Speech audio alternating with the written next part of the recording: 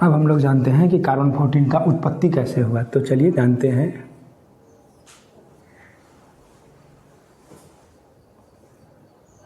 उत्पत्ति, ठीक है। कार्बन 14 की उत्पत्ति वायुमंडल की ऊपरी परतों में कॉस्मिक रेज द्वारा नाइट्रोजन परमाणुओं पर क्रिया करने से बनता है।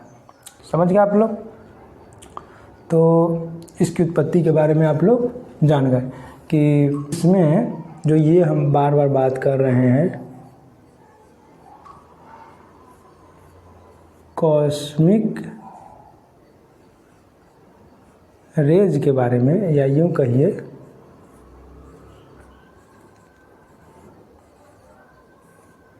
कॉस्मिक किरण, ठीक है।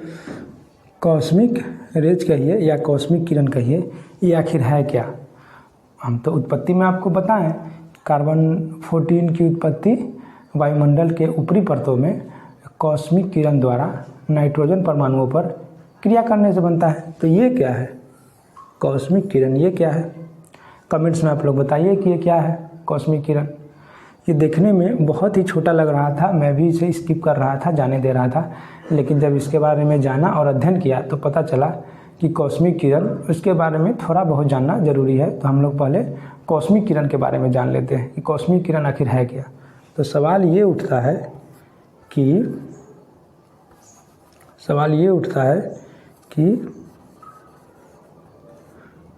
कॉस्मिक रेज क्या है? यही ना है क्वेश्चन, यही है।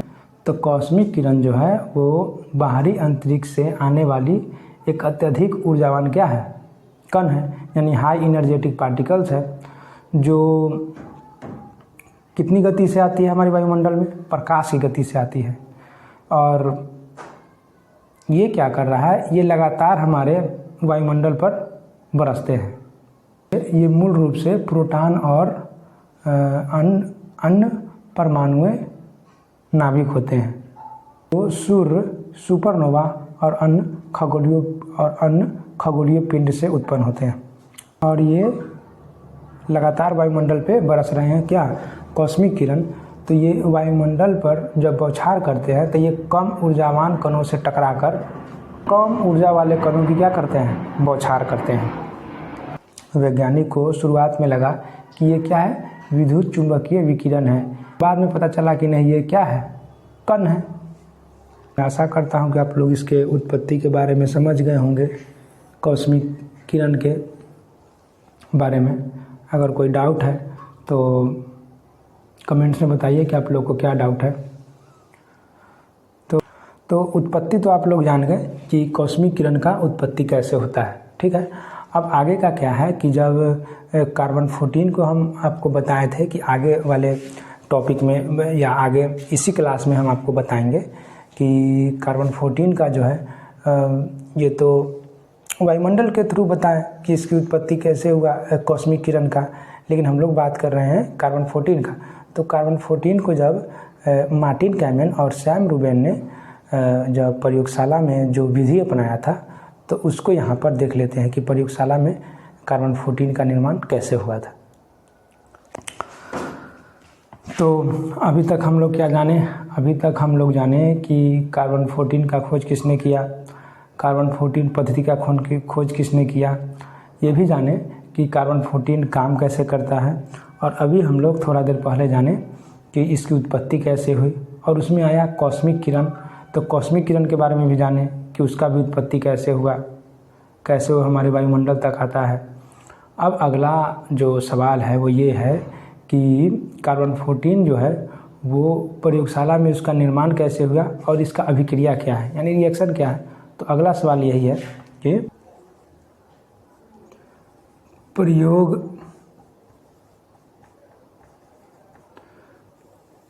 प्रयोगशाला में C14 का निर्माण प्रयोगशाला में C14 का निर्माण एवं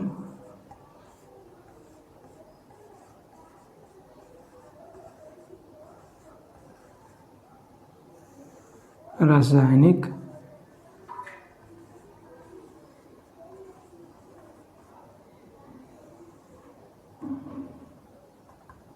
अभिक्रिया। ठीक है, तो अभी जो अगला जो टॉपिक है वो हम लोग का ये है कि प्रयोगशाला में कार्बन 14 का निर्माण एवं रासायनिक अभिक्रिया। ठीक है, तो चलिए हम लोग जानते हैं कि प्रयोगशाला में इसका निर्माण कैसे होगा और इसके रिएक्शन को भी जानेंगे। तो चलिए, आप लोग को तो शुरू में ही बता चुके हैं कि कार्बन 14 का खोज किसने किया। तो कार्बन 14 का जो खोज है वो दो वैज्ञानिक किए थे ना, 27 फरवरी 1940 को क्या बोलते हैं, मार्टिन कैमेन और सैमुअल रूबेन। तो मार्टिन कैमेन और सैमुअल रूबेन ने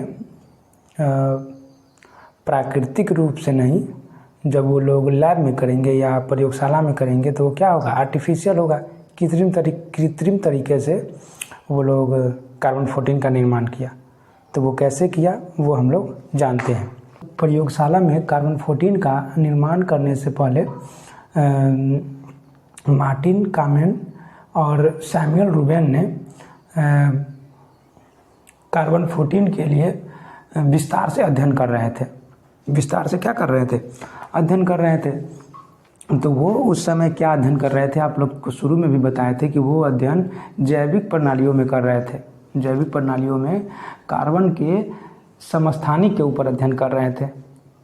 वो जानना चाहते थे कि कौन सा ऐसा कार्बन का समस्थानिक है जिसका जो जीवन काल है, या यूँ कहिए आधा जीवन काल, वो लंबा हो। क्योंकि उस समय जो ज्ञात था कार्बन 11, उसका आधा जीवन काल था 21 मिनट। तो 21 मिनट में कोई भी वस्तु अगर उत्खनन से प्राप्त होगा या जीवाश्म या हड्डी कुछ भी प्राप्त होगा तो कैसे पता कर पाएगा, वैज्ञानिक कैसे पता लगा पाएंगे कि ये वस्तु कितना वर्ष पुराना है। तो इसी पर वो लोग क्या कर रहे थे, जैविक प्रणालियों में अध्ययन कर रहे थे। क्योंकि उस समय जो अभी हम आपको बताएं कि उस समय जो कार्बन 11 ज्ञात था वो कि उसका आधा जीवन काल कितना था, 21 मिनट का था, जिससे अध्ययन करना संभव नहीं था, मुश्किल था। तो इस पे वो दोनों मिलकर और गहरा अध्ययन कर रहे थे। तो उसमें उनको कुछ बातों का पता चला।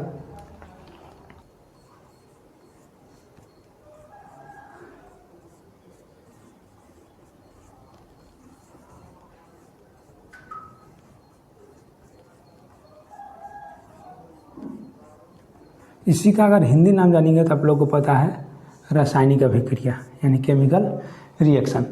तो केमिकल रिएक्शन में लैब में वो लोग किन किन चीज़ों का उपयोग में लाए और कैसे कार्बन 14 को दुनिया के अस्तित्व में लाए, उसको यहाँ जानने का कोशिश करते हैं। ठीक है, मुख्य रूप से तो उनकी खोज की प्रक्रिया में मुख्य रूप से साइक्लोट्रॉन त्वरक का उपयोग किया। इसको इंग्लिश में बोले तो साइक्लोट्रॉन एक्सेलरेटर।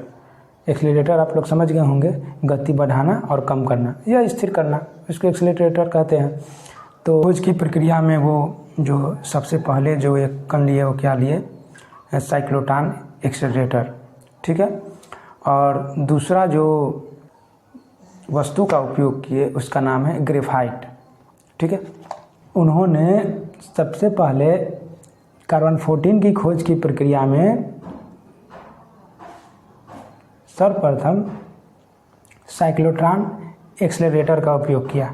ठीक है, दूसरा क्या किया कि ग्रेफाइट को लिया, और ग्रेफाइट में क्या लिया, कार्बन 13 लिया। कार्बन 13 इसीलिए लिया क्योंकि कार्बन 13 स्थिर होता है, न घटता है न बढ़ता है, आपको हम बता चुके हैं। और कार्बन 13 का उपयोग किया किस में, ग्रेफाइट में, जो उसमें मौजूद था।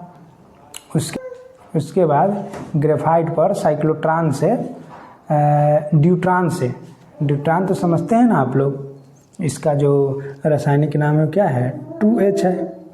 ठीक है, यही है, क्या है, ड्यूट्रॉन है। ड्यूट्रॉन से क्या किया, उस पर बमबारी किया, किस पे, ग्रेफाइट के नमूने पर। ठीक है, तो इस प्रक्रिया के दौरान कार्बन 13 जो था परमाणु के नाभिक में एक ड्यूट्रॉन को क्या कर लिया, अवशोषित कर लिया। जब कण को अवशोषित किया तो उसके बदले में क्या दिया, निर्माण क्या हुआ, एक प्रोटॉन का निर्माण हुआ। नाम स्वरूप कार्बन 14 का निर्माण हुआ। इसको रिएक्शन से अच्छे से समझ लेते हैं, ऐसे भाषा में भी समझ में आता है, पर रिएक्शन से पूरा 100% समझ में आ जाता है। तो इसका रिएक्शन एक बार देख लेते हैं। जो अभी हम लोग जो परिभाषा दिए हैं उसको रिएक्शन के थ्रू जानने का कोशिश करते हैं।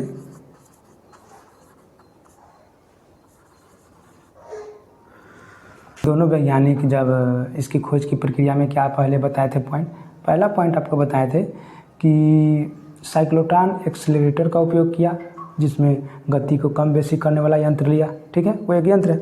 अब उसमें क्या बताए थे कि वो क्या लिए थे, कार्बन 13 लिए थे। ग्रेफाइट पे कार्बन 13 मौजूद था। फिर क्या बताए थे आप लोग को, एक ड्यूट्रॉन का उपयोग किया था। ड्यूट्रॉन को हम आपको बताए हैं कि इसका जो रासायनिक नाम है वो क्या है, 2H। ठीक है, ड्यूट्रॉन जब इसका केमिकल रिएक्शन जब हुआ, जब इस पर जब बमबारी हुआ किसका, कार्बन 13 पर जब साइक्लोट्रॉन एक्सेलरेटर से जब बमबारी हुआ किसका, ड्यूट्रॉन का, जब कार्बन 13 पे, तो क्या निकल के आया, आपको बोले का निर्माण हुआ। जैसे कार्बन 13 है, इस पे अगर ये उड़ के जाएगा तो क्या हो जाएगा, कार्बन 14 बन जाएगा। और इधर क्या होगा, ये जब उड़ के जब इस पे आया तो ये कार्बन 13 से क्या बन गया, कार्बन 14 बन गया। 2 जो था ये तो माइनस में चला गया, तो क्या बन गया, 1 बन गया। तो इसी में किसका निर्माण हुआ, प्रोटॉन का निर्माण हो गया। तो इसी से क्या बना, कार्बन 14 बना। तो केमिकल रिएक्शन से आप लोग अच्छे से समझ गए होंगे कि साइक्लोट्रॉन नामक यंत्र से जब ग्रेफाइट पे कार्बन 13 को मौजूद रखा गया, ठीक है, समस्थानिक को, तो इस पर क्या, ड्यूट्रॉन से जब विक्रिया किया गया, बमबारी किया गया, तो रिएक्शन में क्या निकला, कार्बन 14। ये ड्यूट्रॉन एक जो है अपना खोया, एक कण अपना खोया। एक कण जब खोएगा तो ये जो है ड्यूट्रॉन एक कण इसको देगा, तो ये कार्बन क्या बन जाएगा, 14 बन जाएगा। और इधर क्या चीज़ का, प्रोटॉन का निर्माण हो जाएगा। ऐसा नहीं है कि ये 1H है तो मतलब ये प्रोटॉन नहीं है। प्रोटॉन को आप P से भी सूचित करते हैं, P1 से भी सूचित करते हैं। इसके आगे प्लस लिखे नहीं लिखे, क्योंकि इसके आगे प्लस हर नंबर के पीछे छिपा रहता है। तो इससे भी प्रोटॉन को सूचित कर सकते हैं, इससे भी कर सकते हैं, इससे भी कर सकते हैं।